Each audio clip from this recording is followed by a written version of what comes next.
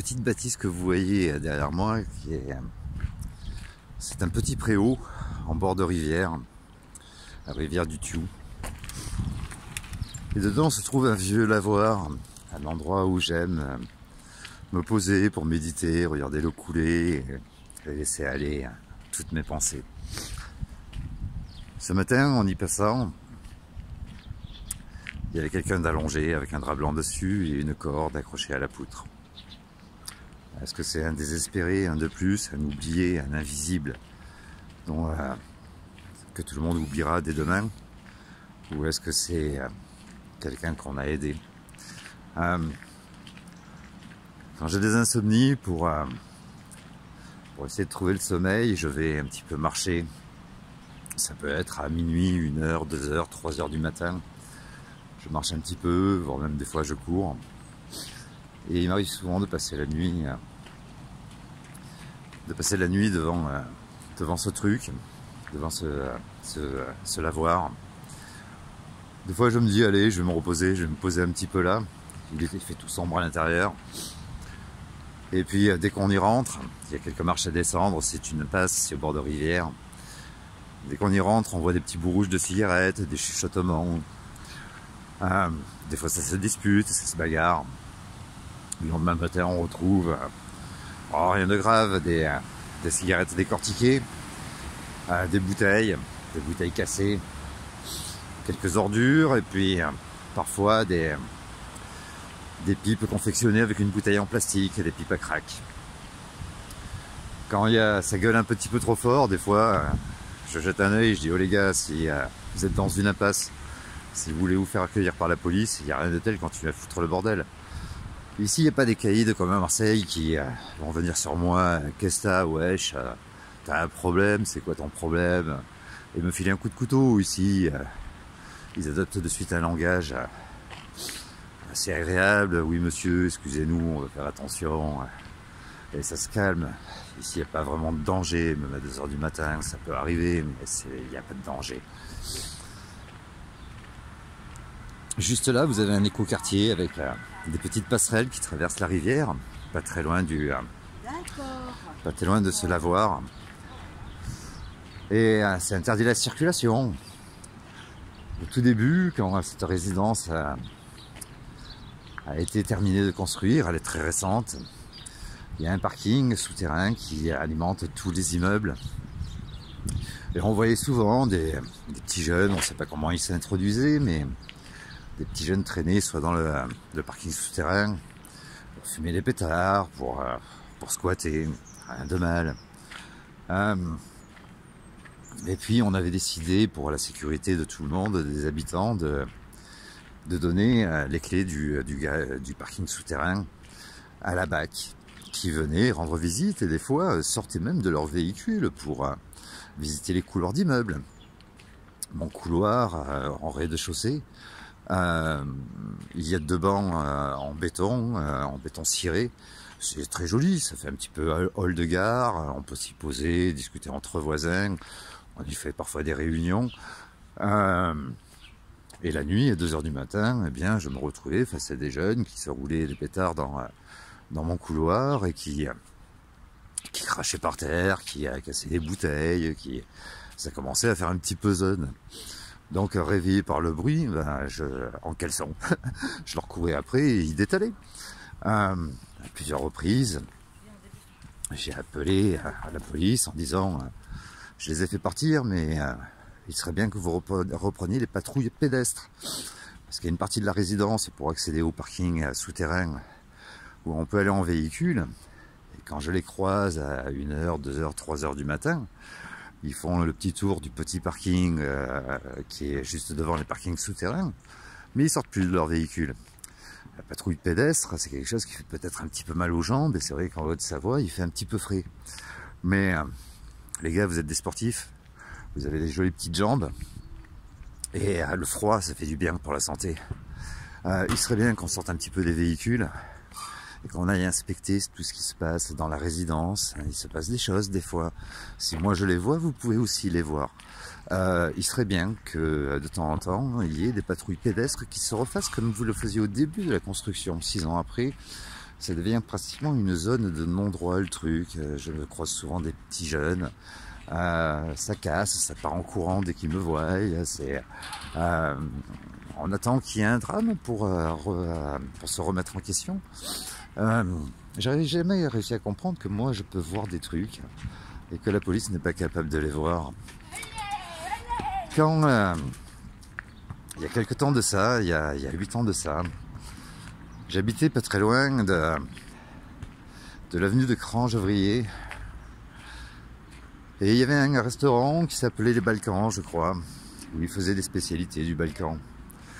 À la terrasse, toujours les mêmes têtes, 4 bonhommes. On peut s'imaginer que c'était les patrons ou les associés ou le patron et ses amis, mais toujours les mêmes. Un local comme ça, situé à cet endroit-là, j'aurais aimé l'avoir comme salon de coiffure, sauf que le loyer, il coûte une blinde. Et jamais de clients. Comme il faisait visiblement le café turc, il y avait toujours cette petite casserole très spécifique du café turc, et que j'adore ça, avec du marc de café cuit avec le sucre. J'ai toujours aimé ça à Marseille, je me régalais quand j'allais chez les musulmans qui me servaient ça, mon ex-femme en l'occurrence. Et je m'arrête pour boire un café avec mon ex-compagne, on n'habitait pas très loin, histoire de déguster un bon café, immonde. Et puis je discute avec le patron en me disant, mais c'est quoi les spécialités de votre restaurant? Il m'explique, et quelques jours après, avec ma belle famille, je décide d'aller chercher des spécialités. On prend des sandwichs, 1 litre d'huile de tournesol par sandwich, le truc immangeable. Si vous êtes constipé, c'est bon pour la santé. Mais sinon, il vaut mieux s'abstenir. On a tout jeté à la poubelle, on n'a rien mangé. Et il n'y a jamais eu de clients dans ce restaurant. Et mon ex-compagne, je disais, c'est louche. Il faut payer les charges, payer le loyer. Et il y a donc quelque chose derrière qui fait qu'ils sont capables, qu'ils peuvent payer. Il a fallu peut-être 1 an pour qu'un jour, on puisse voir devant ce restaurant des mecs tout en noir, avec des cagoules, des femmes à salamins qui entouraient le local. Et il a été fermé. Suite à ça, j'ai dit à mon ex-compagne... Non, suite à ça, il y a eu un article sur le journal qui disait que une grosse équipe qui gère la prostitution et le trafic de cocaïne sur la Haute-Savoie avait été arrêtée et qu'ils avaient saisi espèces et tout le matériel, c'est-à-dire la poudre. De façon évidente, quand il arrive ce genre de truc, tout le monde ne se fait bien sûr pas arrêter, mais il faut réalimenter l'économie. Et donc, on fait des braquages. Et suite à ça, eh bien effectivement, il y a eu la halle aux chaussures sur Cran-Gevrier qui a été braquée, quelques hôtels sur les environs qui ont été braqués. Et puis visiblement, si on ne trouve pas du boulot en traversant la route, il est facile de trouver de la cocaïne, et sur Annecy on en trouve de partout. Si moi je suis capable de le voir, je me demande comment la police peut l'ignorer. Mais le trafic est bien reparti. La dernière fois, en voulant prendre des photos du terrain de BMX qui est allumé comme en plein jour sur Cran-Gevrier, alors qu'on est en crise énergétique. Il n'y a pas besoin d'allumer autant de spots pour 4 cyclistes qui sautent des bosses. En voulant prendre des photos, il y a un petit jeune qui tape à ma fenêtre. J'ouvre la fenêtre, il me dit c'est toi? Je dis ben ouais, c'est moi. Et il me dit non, c'est pas toi. Je dis ben si, c'est moi. Et puis il comprend qu'il y a un problème, il s'en va. Peu de temps après, je vois une voiture arriver sur le parking, lui il reste à l'extérieur, il discute à la fenêtre, il a discuté un petit moment. Je voyais qu'il me regardait en se disant mais c'est qui ça? Qu'est-ce qu'il fait ce mec à prendre des photos? Et puis au bout d'un moment, il y a eu un échange de la main à la main et tout le monde est parti.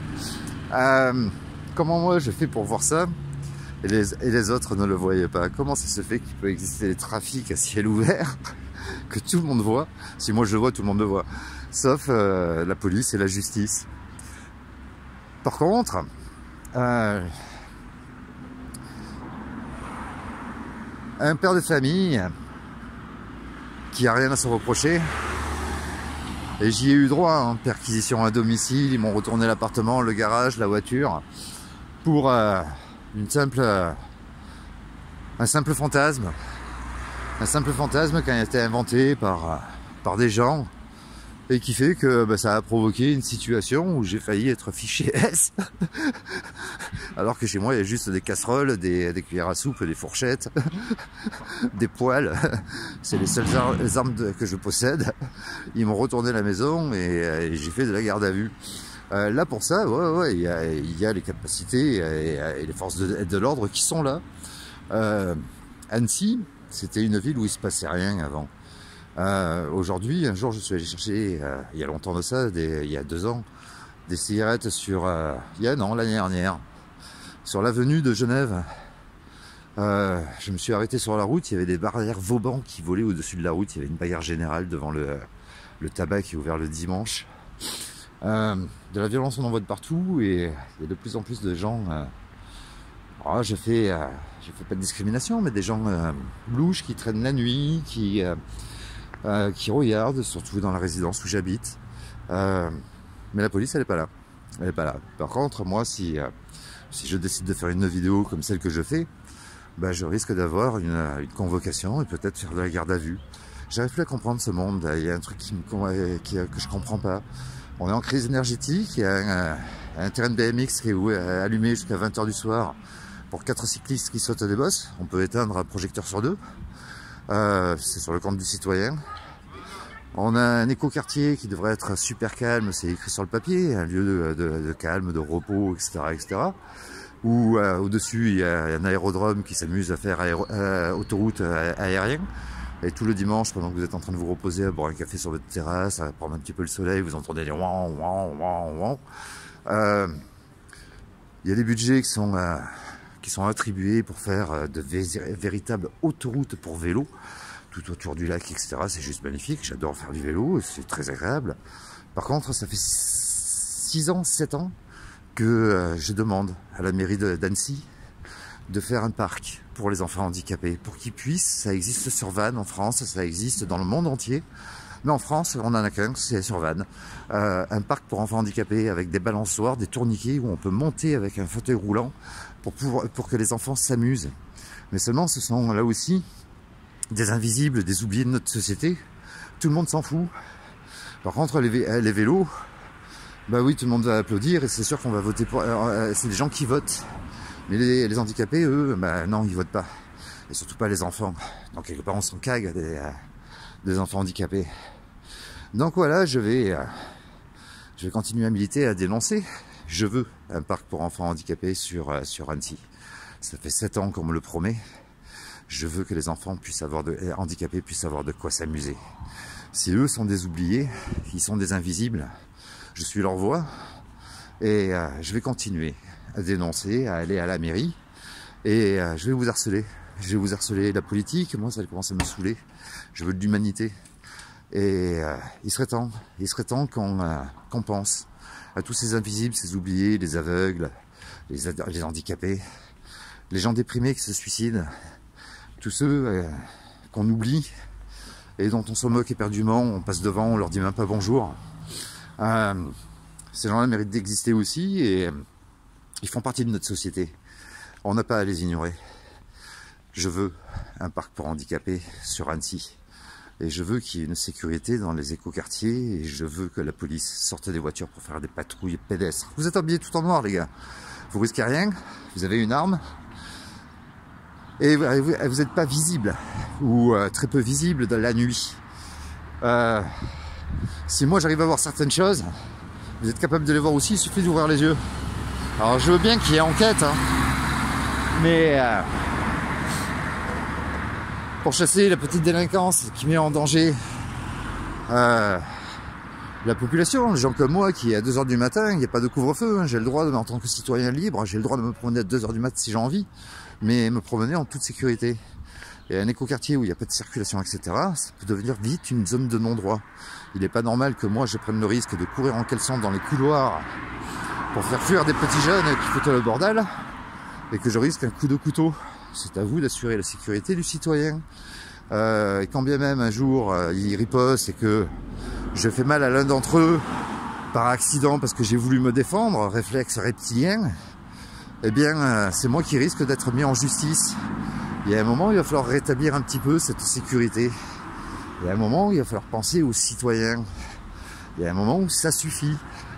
S'il faut que je crée un parti politique pour me mettre face à vous et vous coucher sur la table les problèmes que vous connaissez et que vous avez tendance à ignorer, eh bien on va le faire. Et à ce sujet, s'il y en a qui habitent sur Annecy, Crangevrier, qui sont autant agacés que moi, je vous invite à faire la même chose. C'est pas parce que vous êtes ouvrier au RSA, parce que vous savez pas lire, que vous êtes rien. Vous avez vous aussi votre parole à donner, vous avez aussi votre pouvoir. C'est pas parce que ces gens peuvent vous impressionner par leur diplôme ou par leur façon de parler avec leur grand vocabulaire que vous êtes rien. Il serait temps qu'on rétablisse la situation. Je ne vais pas rétablir la situation nationale, mais sur Annecy, il y a des choses à faire. C'est une très belle ville. On y vit très bien. C'est la ville où on vit le mieux en France, élue depuis des années. Mais il y a des choses qui sont en train de gangréner. Et dans pas longtemps, ça risque de devenir comme Marseille. Et il serait bien qu'Annecy reste Annecy et qu'on continue à y vivre aussi bien. Si Crangevrier doit devenir les quartiers nord d'Annecy, eh ben moi je dis non. La police, elle doit être autant du côté de la rue à Pavillon, au bord du lac, que sur Crangevrier. Je vous vois passer. Stoppez la voiture. Allez vous fumer une clope dehors. Marchez un petit peu, vous allez voir. Vous avez des clients. Ils vous attendent au coin de la rue. Le boulot, il suffit de traverser la route pour l'avoir. Je vous salue.